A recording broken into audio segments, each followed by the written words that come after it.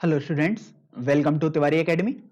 तो देखिए, अब हम अध्याय 12 की विविध प्रश्नावली को प्रारंभ करते हैं। चलिए, सबसे पहले प्रश्न पर बढ़ते हैं। आपको यहां पर बोला गया है कि समांतर चतुर्भुज ABCD के 3 शीर्ष तो आपको दिए हुए हैं, जिसमें शीर्ष ए है 3, -1, 2, शीर्ष बी है 1, 2, -4 और शीर्ष सी है आपके पास -1, 1, 2। तो आपको यहां पर चौथे शीर्ष जो होगा डी, उसके निर्देशांक ज्ञात करने हैं। तो देखिए, सबसे पहले हम क्या करते हैं कि एक समांतर चतुर्भुज से संरचना बना लेते हैं। तो मान लीजिएगा आपने समांतर चतुर्भुज ये कुछ इस तरीके से बना लिया। इसके शीर्ष क्या हो जाएंगे, क्रम में ABCD हो जाएंगे, क्योंकि आपको यही क्रम दिया हुआ है। तो ए यहां से लिख लिया, मान लीजिए बी हो गया, सी हो गया, डी हो गया। आप कहीं भी ये लिख सकते थे, लेकिन बस आपको क्रम में लिखना होगा फिर ABCD, चाहे बाएं क्रम में लो अर्थात घड़ी की सुई की दिशा में लो या घड़ी की सुई की विपरीत दिशा में। तो ए के निर्देशांक हमारे पास है 3, -1, 2। बी के निर्देशांक है 1, 2, -4। सी के निर्देशांक है -1, 1, 2 और डी के निर्देशांक हमें ज्ञात करने हैं। तो मान लीजिएगा हमने निर्देशांक x, y, z मान लिए। अब यहां पर हमें डी के निर्देशांक ज्ञात करने हैं, तो कुछ देखो हमारे पास और भी तरीके हैं। देखिए, बहुत सारे तरीके कैसे कैसे हैं उनको समझ लीजिए। पहले तो आप जानते हो समांतर चतुर्भुज में AD और BC बराबर होते हैं, AB और CD बराबर होते हैं। तो ये तरीका था, लेकिन ये थोड़ा सा लेंदी तरीका है, क्योंकि आप जानते हो दूरियां जब फॉर्मूले लगाते हैं तो अंडर रूट वगैरह में आते हैं, तो काफी मेहनत करनी पड़ती है उसमें। तो सरल तरीका मैं यदि आपको बताऊं, तो आपको वो प्रॉपर्टी ध्यान होनी चाहिए, तभी आप कर पाएंगे। समांतर चतुर्भुज में जो विकर्ण होते हैं वो परस्पर एक दूसरे को समद्विभाजित करते हैं। अर्थात एक विकर्ण देखो AC मिल गया और एक विकर्ण BD मिल गया। तो इसका मतलब मान लीजिएगा ये बिंदु O पर प्रतिच्छेद कर रहे हैं, तो समद्विभाजित हो रहे हैं दोनों विकर्ण बिंदु O पर, अर्थात AO और OC बराबर है तथा DO और OB बराबर है। तो इसका मतलब यह हुआ कि मैं O के निर्देशांक AC वाले से भी निकाल सकता हूं, मध्य बिंदु से, और O तो B और D का भी मध्य बिंदु हो गया। तो हम दोनों तरीके से निकालते हैं, फिर बराबर कर देंगे अर्थात तुलना करेंगे। तो सबसे पहले O हमें पता लग गया कि क्या है, AC का मध्य बिंदु भी है, और वो हमारे पास क्या है कि BD का भी मध्य बिंदु है। तो अब हम क्या करते हैं, मध्य बिंदु निकालते हैं, अर्थात अंत्यविभाजन वाले फॉर्मूला लगाओगे। अब फॉर्मूला वो नहीं लगाएंगे पूरा, क्योंकि उसमें हमें पता लग गया 1:1 विभाजित कर रहा है। तो 1:1 में कर रहा है, तो हमें कोई लैम्डा वगैरह कुछ नहीं लगाना। बस क्या करना है, उनके एक्स निर्देशांकों को जोड़ के बटे दो, वाई निर्देशांकों को जोड़ के बटे दो, प्लस जेड निर्देशांकों को जोड़ के बटे दो कर देना। बस यही काम हमें करना है। तो पहले हम क्या करते हैं, AC का मध्य बिंदु निकालते हैं। तो देखिए हमारे पास क्या आ जाएगा, 3 प्लस -1, तो 3 -1 बटे 2, कॉमा वाई निर्देशांक देखो -1 प्लस 1 आ जाएगा, तो ये लिख दिया बटे 2। जेड निर्देशांक देखो 2 प्लस 2 बटे 2 कर दोगे आप। ये देखो किसके बराबर हो जाएगा, BD का मध्य बिंदु। B और D का मध्य बिंदु यदि आप देखोगे तो हमारे पास क्या आ जाएगा, 1 प्लस x बटे 2। तो आपने ये कर दिया। फिर देखिए y निर्देशांक कैसे आएगा, y प्लस 2 बटे 2 हमारे पास आ गया। अब z निर्देशांक की यदि मैं बात करूंगा तो वो देखिए अपने पास आ जाएगा z प्लस -4 बटे 2, अर्थात z -4 बटे 2, ये आपके पास आ जाएगा। अब हमारे पास कोई भी कॉन्सेप्ट नहीं है, अब बस हमें क्या करना है, इनकी तुलना कर देनी है। तो x निर्देशांक को x निर्देशांक के बराबर कर दीजिएगा, अर्थात 3 -1 बटे 2 बराबर x प्लस 1 बटे 2 आ जाएगा। y निर्देशांकों को बराबर करेंगे तो -1 प्लस 1 बटे 2 बराबर y प्लस 2 बटे 2 आ जाएगा। और z निर्देशांक को बराबर करेंगे 2 प्लस 2 बटे 2 बराबर z -4 बटे 2 आ जाएगा। तो अब केवल आपको सॉल्व करना है बस ये। तो देखो 2 से तो 2 ही कट गया, ये 2 रह गया, 3 में से 1 घटाया तो ये x प्लस 1 आ गया। तो x बराबर यहां से देखिए आपके पास 1 आ गया। यहां देखेंगे 2 से 2 कट गया, -1 और +1 भी कैंसिल हो गया, तो y प्लस 2 बराबर 0 आ गया, अर्थात y का मान -2 आ जाएगा। इसी तरीके से देखो 2 से 2 ही कट गया, ये +4 बना, तो 4 बराबर z -4 आया आपके पास। लेकिन आपको तो z का मान निकालना है, तो z का मान आपके पास 8 आ जाएगा। तो देखिए x y z के मान यदि आपके पास आ गए, तो अब आपके पास देखो d वाला बिंदु भी आ गया, क्योंकि आपने उसके निर्देशांक x, y, z माने थे। तो ये हो जाएगा 1, -2, 8, और यही आपका इस प्रश्न का उत्तर हो जाएगा। अब देखो ये अपने पास उत्तर तो आ गया। अब मैं एक मेथड से यदि आपको और बताऊं, क्योंकि प्रतियोगी परीक्षाओं में उससे आप बहुत जल्दी कर सकते हैं। उस तरीके से आप अपनी बोर्ड परीक्षाओं में तो मत करना, लेकिन प्रतियोगी परीक्षाओं में बहुत जल्दी कर सकते हैं। कैसे, देखते हैं। देखिए, हमें क्या करना है कि हमें यह पता है कि समांतर चतुर्भुज है, मतलब एडी समांतर है बीसी के, तथा साथ के साथ क्या है कि एडी और बीसी की दूरी भी बराबर है, मतलब ये आपस में लंबाई में भी बराबर है। और इसी तरीके से ए बी समांतर है सी डी के, और साथ के साथ क्या है कि ए बी और सी डी की दूरी भी बराबर है। तो अगर देखो, हम क्या करते हैं, डी बिंदु के हमें निर्देशांक ज्ञात करने हैं। मैं देखो एक बार मैं आपको सीधे डायरेक्ट कैसे लिखते हैं उसको समझा रहा हूं। आपको क्या करना है, एक से लेकर मतलब बी से सी में जाने पर देखो कितना गैप आ रहा है। बी से सी में जा रहे हैं तो देखो एक्स निर्देशांक एक से -1 हुआ, मतलब 2 कम हो गया। तो ए से डी में जाएंगे तब 2 कम करना है, तो 3 था, अभी 2 कम करेंगे तो ये 1 बन जाएगा, कॉमा। अब देखो वाई निर्देशांक देखो 2 से 1 हो गया, बी से सी गए। अब यहां से 1 से डी जाएंगे तो देखो 2 से 1 जाने पर 1 कम हुआ, तो ए से डी मतलब -1 से वाई जाने पर 1 कम होना चाहिए, तो -1 से 1 कम -2 हो जाता है, कॉमा। अब ये देखो जेड निर्देशांक देखते हैं, तो -4 से 2 हुआ है, मतलब 6 बड़ा है, तभी तो -4 + 6 2 आएगा। तो यहां पर 6 बढ़ा दो, 2 में 6 बढ़ाओगे तो कितना आएगा, 8 आएगा।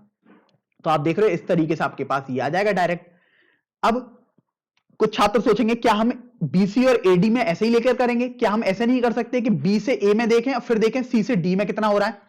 आप बिल्कुल वैसे भी कर सकते हैं, मैं आपको देखो समझा देता हूं कैसे करेंगे। आपको क्या सोचना है, देखो 1 से लेकर 3 जाना है, मतलब 2 बड़े हैं, तो -1 में 2 बढ़ाओ, कितना आया, 1 आया।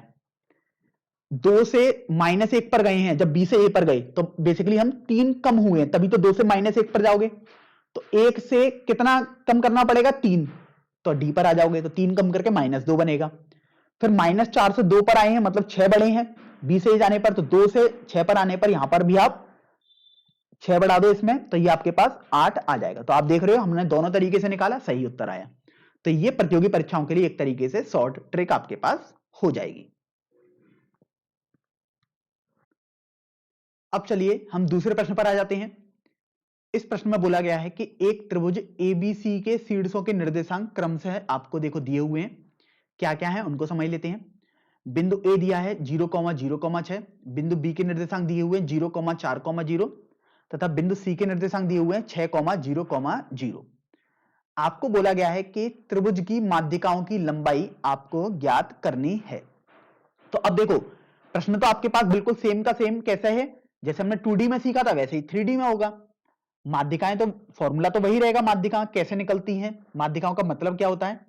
तो मैं यहां पर सबसे पहले तो आपको एक त्रिकोण मिति से या आपको तो एक बेसिक फिगर बना देता हूं कि 3 बिंदुओं से पास होने वाला रेखा त्रिभुज कहलाएगी। तो मेरे पास 3 बिंदु थे एबीसी, मान लीजिएगा ये 3 बिंदु एबीसी आपने त्रिभुज बना दिया। अब यहां पर मान लीजिएगा मैं ये से ए मान देता हूं 0,0,6, ये आपके ऊपर निर्भर करता है आप किसको ए, किसको बी और किसको सी मानते हैं। ये बिंदु सी हो गया 6,0,0। अब माध्यिका का मतलब क्या होता है पहले तो उसको समझ लेते हैं। देखिए माध्यिका त्रिभुज की 3 होती हैं, पहली माध्यिका होगी ए से गुजरेगी, दूसरी माध्यिका बी से गुजरेगी और तीसरी माध्यिका सी से गुजरेगी। अब ए से गुजरने वाली कौन सी होगी, बी और सी के मध्य बिंदु को जो मिलाए।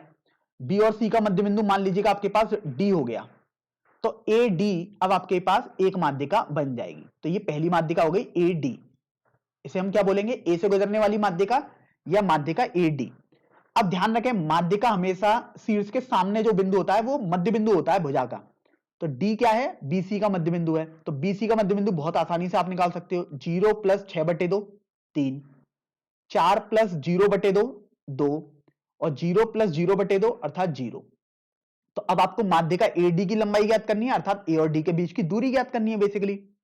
तो फॉर्मूला हमारे पास क्या हो जाएगा, 3 - 0 का होल स्क्वायर प्लस 2 - 0 का होल स्क्वायर प्लस 0 - 6 का होल स्क्वायर।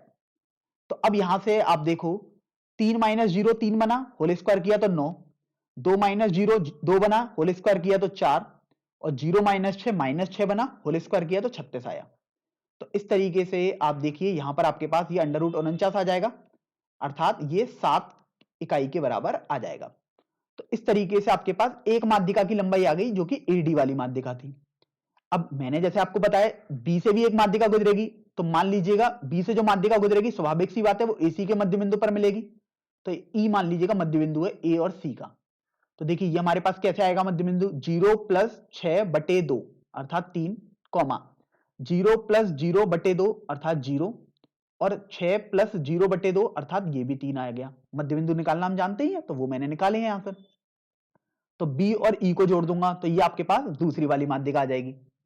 तो देखिए बी और ई के बीच की दूरी निकालूंगा तो इस वाली माध्यिका की लंबाई भी आ जाएगी। तो चलिए फॉर्मूला लगाते हैं, 3 माइनस 0 का होल स्क्वायर, बी और ई के बीच की दूरी निकालना हूं, 0 माइनस 4 का होल स्क्वायर प्लस 3 माइनस 0 का होल स्क्वायर।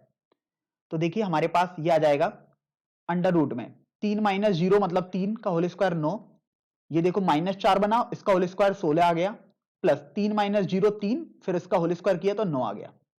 तो ये आपके पास आ जाएगा अंडर रूट में 34 इकाई। तो इस तरीके से आपके पास दूसरी जो माध्यिका होगी बीई वाली, उसकी लंबाई आ गई।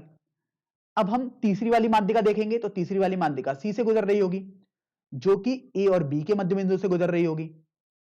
तो मान लीजिएगा ए और बी का मध्य बिंदु ये एफ है, अर्थात ए एफ और बी एफ ये आपस में बराबर हो जाएंगे। तो चलिए निर्देशांक निकालते हैं, 0, 2, 3 आ जाएगा। कैसे निकाला, देखो एक्स निर्देशांक कैसे आया, 0 प्लस 0/2 तो ये 0 आ गया, 4 प्लस 0/2 तो ये 2 आ गया, और 0 प्लस 6/2 अर्थात ये 3 आ जाएगा। तो अगर आप अब सी से एफ को जोड़ दें तो ये तीसरी वाली माध्यिका हो गई सी एफ। तो ध्यान रखें किसी भी त्रिभुज में तीनों माध्यिकाएं एक ही बिंदु से होकर गुजरती हैं, जैसे ये बिंदु आया था। अब वैसे तो आपको इतना नहीं सोचना है, आपको तो अपना एक फिगर बनाना है, क्वेश्चन करना है, ये बस मैंने आपको एडिशनल बताया कि तीनों माध्यिका जरूर ध्यान रखें कि एक ही बिंदु से होकर गुजरती हैं। तो अब आपको सी एफ माली माध्यिका की लंबाई ज्ञात करनी है, या हम बोल सकते हैं सी और एफ बिंदु के बीच की दूरी आपको ज्ञात करनी है। तो देखिए हमारे पास फॉर्मूला क्या हो जाएगा, 0 माइनस 6 का होल स्क्वायर प्लस 2 माइनस 0 का होल स्क्वायर प्लस 3 माइनस 0 का होल स्क्वायर, ये आपके पास आ जाएगा यहां से। अब यदि यहां से हम थोड़ा इसको सरल करें तो देखो 0 माइनस 6 आपके पास माइनस 6 बनेगा, होल स्क्वायर किया तो 36, प्लस 2 माइनस 0 2 बना, इसका होल स्क्वायर किया था 4, और इधर देखो ये आपके पास 3 का होल स्क्वायर 9 बन जाएगा। तो ये अंडर रूट 49 आपके पास आ जाएगा, जो कि हल करने पर आपके पास 7 इकाई आ जाएगा। तो इस तरीके से आप देख रहे हैं हमने त्रिभुज की तीनों माध्यिकाओं की लंबाई ज्ञात करनी है। जो कि ए से गुजरने वाली माध्यिका है उसकी लंबाई आई है 7, डी बिंदु तो मैंने अपनी तरफ से माना था, लेकिन अगर मैं बोलूंगा तो बोलूंगा ए से गुजरने वाली माध्यिका। बी से गुजरने वाली माध्यिका की लंबाई आई है अंडर रूट 34, और सी से गुजरने वाली माध्यिका की लंबाई 7 इकाई आई है। तो देखिए अब हम अगले प्रश्न पर आते हैं, प्रश्न संख्या 3 पर।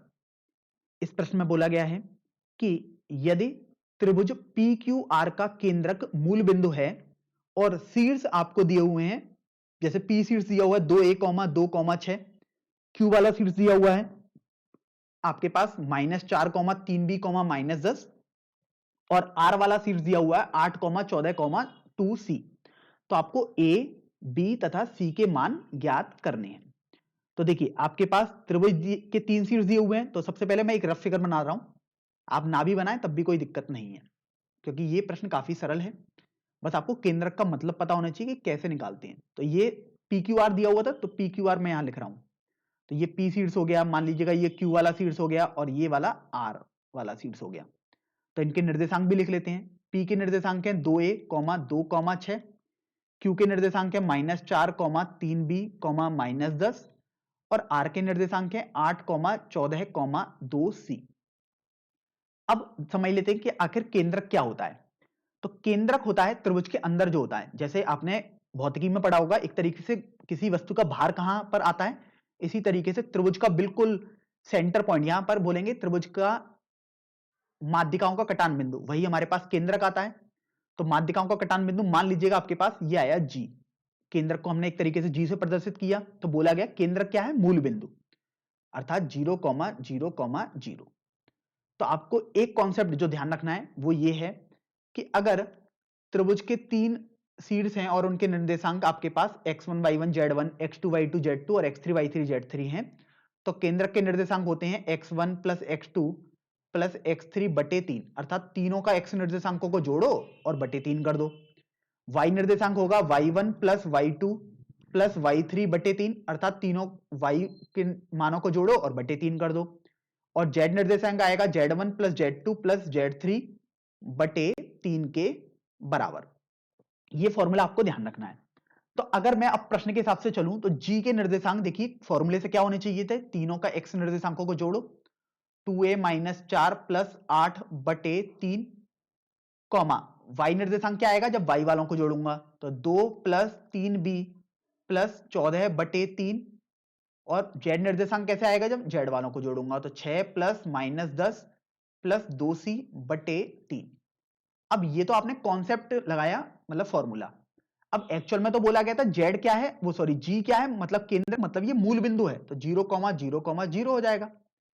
अर्थात अब क्या करेंगे आप इनको आपस में तुलना कर देंगे, तो 0 किसके बराबर कर दोगे, इस एक्स निर्देशांक के बराबर, तो ये आ गया 0 बराबर 2a माइनस 4 प्लस 8 बटे 3। इसी तरीके से जो दूसरा ये y निर्देशांक ये 0 है, इसको हम कर देंगे इसके बराबर 2 प्लस 3b प्लस 14 बटे 3, और इसी तरीके से फिर 0 बराबर देखिए आ जाएगा 6 माइनस 10 प्लस 2c बटे 3। तो अब बस केवल इसको हमें सॉल्व करना बाकी रह गया, कोई कॉन्सेप्ट नहीं लगाना, अब हमें केवल इनको हल करना है।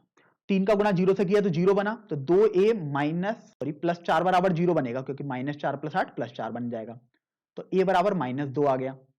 इसी तरीके से देखिए 2 प्लस 3b प्लस 14 बराबर 0 आ जाएगा, तो 3b बराबर माइनस 16 आ जाएगा, तो b का मान माइनस 16 बटे 3 आपके पास आ जाएगा यहां से। और फिर क्या करेंगे हम c का मान निकालेंगे, तो 3 का गुणा 0 से किया तो 0, तो ये आ गया 6 माइनस 10 प्लस 2c बराबर 0, 2c बराबर 4 आया, तो c का मान आपके पास 2 आ जाएगा। तो इस तरीके से आप देख सकते हैं आपके पास a का मान भी आ गया है, b का मान भी आ गया है, और c का मान भी आ चुका है।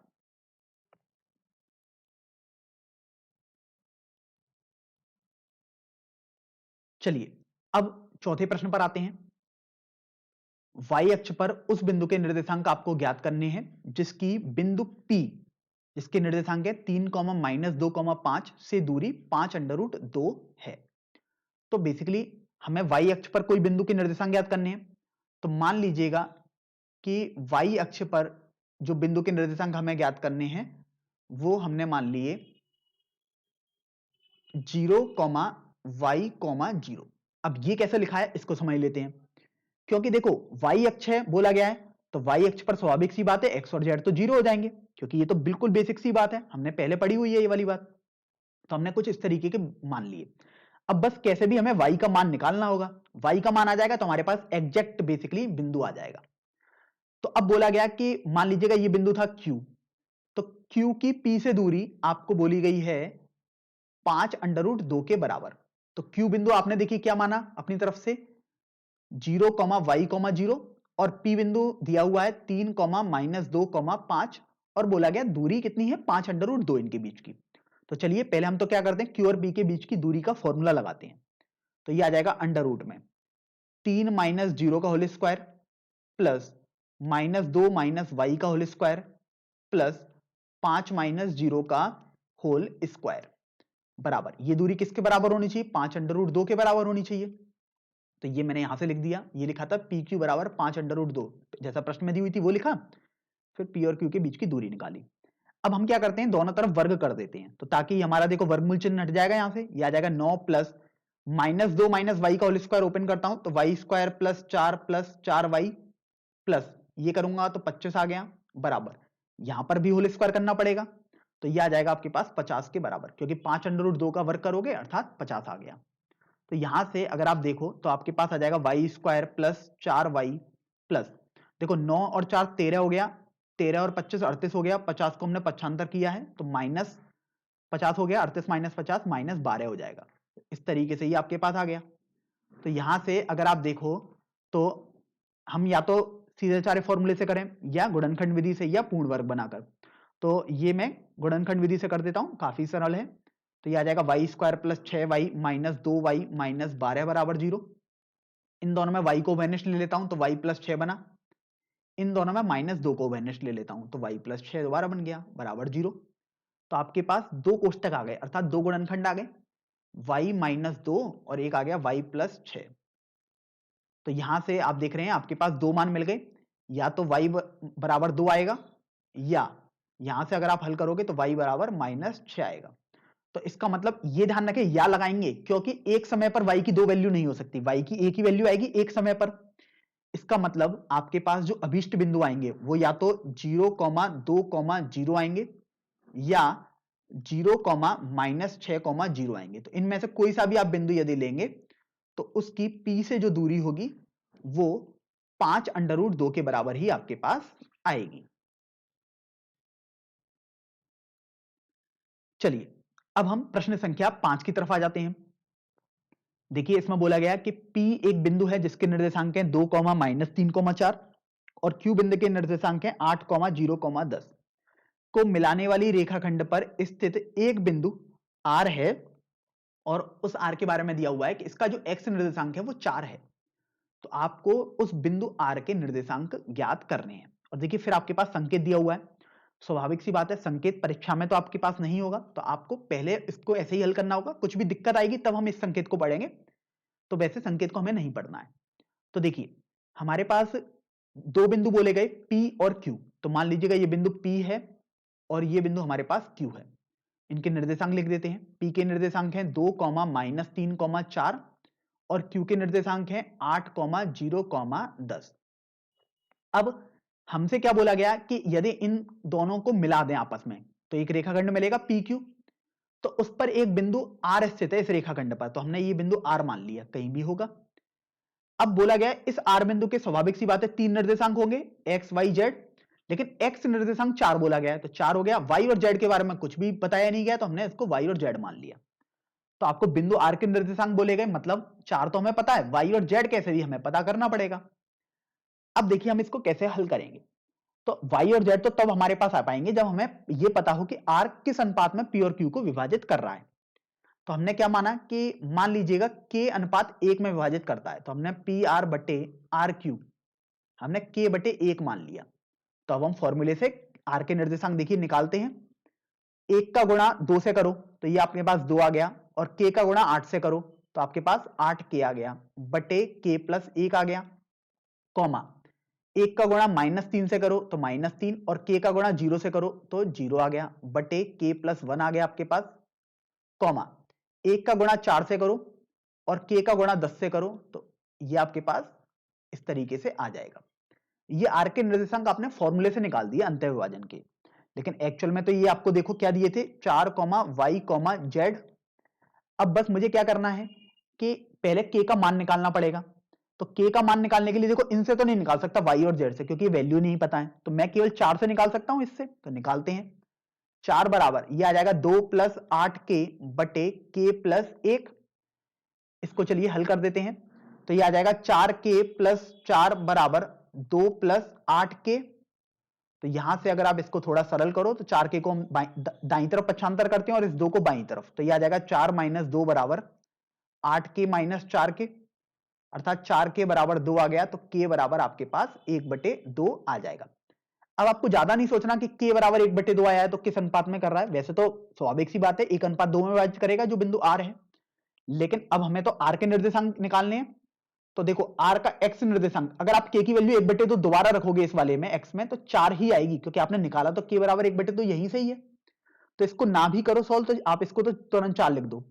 अब यहां पर आप हर जगह K का मान 1/2 लगा दो, तो देखो ये आ जाएगा -3 + 0 -3 हुआ, K का मान 1/2 + 1 ये लगा दिया, कॉमा ये आ जाएगा 4 + 10K मतलब 10/2 बटे ये आ जाएगा 1/2 + 1, इस तरीके से ये आ गया। अब देखिए इसको थोड़ा और हल करते हैं, तो ये हो गया 4, -3 बटे 3/2 आ जाएगा, तो मैं चलिए ऐसे लिख देता हूं अभी। फिर इस तरीके से ये देखो आपके पास आ जाएगा 2 से 10 5 बार कैंसिल हो गया, तो 9/3/2 ये आपके पास आ गया। अब थोड़ा बस सरल करना बाकी रह गया हमें इसे, तो देखिए R हमारे पास देखो 3 से ये कट जाएगा, 3 से ये 9 3 बार कट गया, तो इस तरीके से ये आपके पास आ जाएगा 4, -2, 6। तो इस तरीके से देखिए आपके पास R के निर्देशांक कितनी आसानी से आ चुके हैं।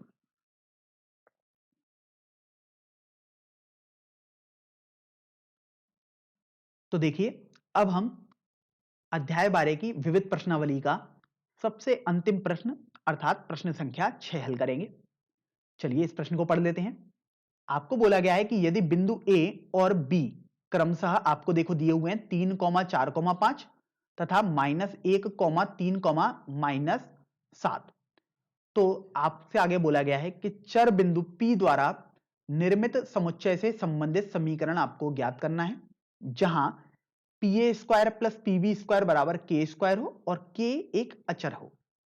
तो देखिए अब हमें क्या बोला गया कि एक बिंदु है चर बिंदु P। तो चर बिंदु है मतलब वो बार बार मूव कर रहा होगा, कभी कहीं होगा कभी कहीं होगा, लेकिन इस बात का हमें ध्यान रखना है कि PA² + PB² हमेशा K² मतलब अचर के बराबर ही हो, क्योंकि K अचर है तो K का स्क्वायर भी अचर होगा। तो P हमने एक बिंदु मान लिया है x, y, z। इस तरीके से हमने बिंदु मान लिया। अब हमें क्या कॉन्सेप्ट लगाना है, प्रश्न में जो हमें कंडीशन दी हुई है, कंडीशन है PA² + PB² बराबर K²। K अचर है तो ध्यान रखो जब भी समीकरण आएगा तो K अब आपको हटाने की कोई भी जरूरत नहीं है, क्योंकि K तो प्रश्न में ही दिया हुआ है, तो आपको उसको हटाने का कोई भी नहीं सोचना।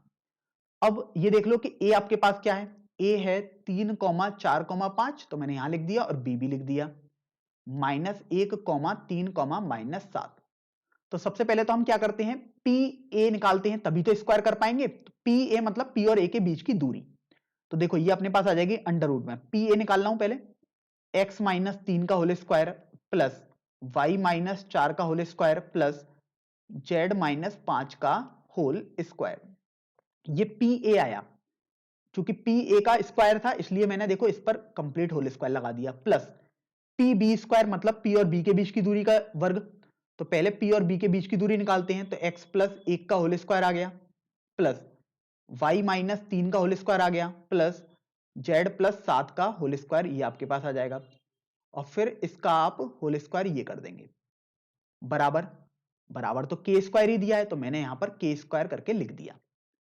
अब देखिए यहां पर इसका होल स्क्वायर कर रहा हूं तो ये वर्गमूल का चिन्ह हट गया, और यहां पर भी वर्गमूल का चिन्ह हट जाएगा, तो आपके पास क्या रह जाएगा, x -3 का होल स्क्वायर प्लस y -4 का होल स्क्वायर प्लस z -5 का होल स्क्वायर। तो अब मैं इनको भी ओपन करके लिख देता हूं।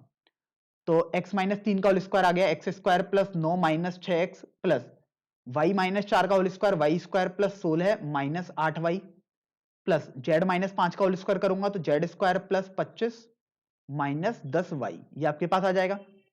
प्लस इसी तरीके से यहां वर्गमूल हट गया, आपके पास रह गया x + 1 का होल स्क्वायर अर्थात x² plus 1 plus 2x plus y -3 का होल स्क्वायर को ओपन करूंगा तो y² plus 9 -6y plus z + 7 के होल स्क्वायर को ओपन करते हैं तो z² प्लस 49 प्लस 14y बराबर K², ये आपके पास आ जाएगा।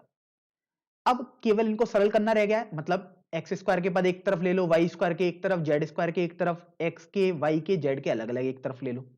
तो सबसे पहले x² वाले ले लेते हैं, x² और x² यहां पर भी है तो ये मिलकर 2x² हो गया, y² और y² तो ये मिलकर आपके पास 2y² हो गया, z² और ये भी प्लस z² है तो 2z² हो गया।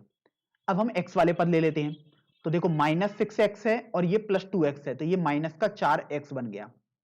y वाले लेते हैं, -8y और ये आपके पास -6y है, यहां पर ध्यान रखें आपके पास -10z आएगा। तो अभी मुझे को क्या करना था, -8y और -6y, तो -14y आपके पास आ गया। फिर देखिए -10z और ये आपके पास 14z आएगा, ध्यान रखें। तो ये 14z कर देता हूं, तो आप देखो यहां से माइनस का 10z और प्लस का 14z, तो आपके पास प्लस का 4z आ गया। फिर देखिए अचर पद ले लेते हैं, तो 9 और 16 25 और 25 50 हो गया। अभी और भी हैं, मैं पहले 50 लिख दिया, प्लस 1 और 9 10 और 49 59 आ गया, बराबर K² आपके पास ये चल रहा है। तो इस तरीके से अगर आप देखो मैं क्या कर सकता हूं, अचर पद को एक तरफ लेके आ जाता हूं, तो 2x² plus 2y² plus 2z² minus 4x minus 14y plus 4z plus ये देखो 109 बनेगा, इसको मैंने बाई सॉरी मान लीजिएगा दाईं तरफ पक्षांतर कर दिया इन दोनों को, तो ये 109 हो जाएगा, मतलब दाईं तरफ K² माइनस 109 बन जाएगा। तो वैसे तो आपका ये उत्तर बिल्कुल सही आ गया, लेकिन अगर आप चाहते हैं तो देखिए मैं क्या करता हूं, इन सभी से आप 2 कॉमन ले पा रहे हैं, देख सकते हैं आप 2 कॉमन सभी से आ रहा है, तो 2 उभयनिष्ठ लेकर इधर दाईं तरफ भेज दूंगा तो बटे में आ जाएगा ये। तो ये हो जाएगा, या मतलब ये आपके ऊपर निर्भर करता है, वैसे आपका ये भी बिल्कुल सही है, x square plus y square plus z square minus 2x minus 7y plus 2z बराबर, ये 2 लिखा हुआ है, बराबर ये आ गया के स्क्वायर माइनस 109 बटे 2। तो ये भी आपकी सरल फॉर्म हो गई। तो आप इसमें से कोई सा भी उत्तर दे सकते हैं, दोनों ही उत्तर आपके पास बिल्कुल सही हैं।